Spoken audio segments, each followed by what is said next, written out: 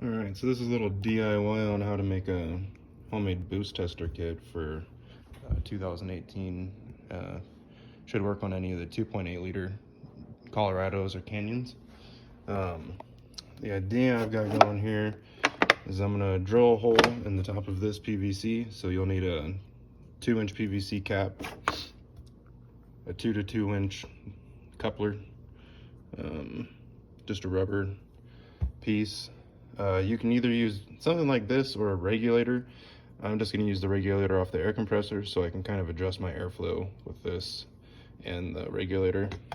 And then we'll thread this onto here, connect this piece onto here, and then put this into the end of this so we can attach this onto the front of the turbo and compress the engine with air. So I'll go through, drill a hole with this, possibly tap it a little bit so it matches up with those threads, and get it going from there. So we got the hole drilled in here. Just going to connect this piece into there now. I'll probably just skip the threading. I'll just ratchet it in straight into that. Toss a little bit of Teflon tape around this. It was a 1/2 inch drill bit that I used to get that hole for there. It matches up perfectly. This is a 1/4 inch fitting on here, so with the threads and everything, it ends up going to that. But yeah, toss this in there, and pretty close to being done already. Alright, so we got this piece threaded into the cap. Make sure you go in here and clean up any little areas and shit so you don't push little plastic pieces into your engine or turbo.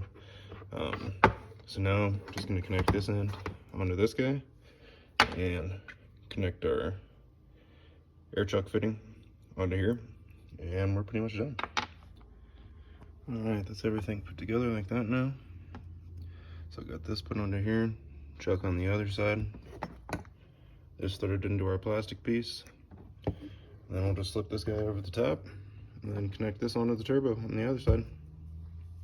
And that's with that on. Should have plenty enough room to get this over the turbo. And yeah, it'll give us a nice area to reach out after it's connected on the turbo and everything, so we can keep an eye on our pressure. And I'd say everything here, you're probably 50 or 60 bucks for a little homemade boost leak tester, so it's a lot better than some of the $100 to $300 options that they got out there.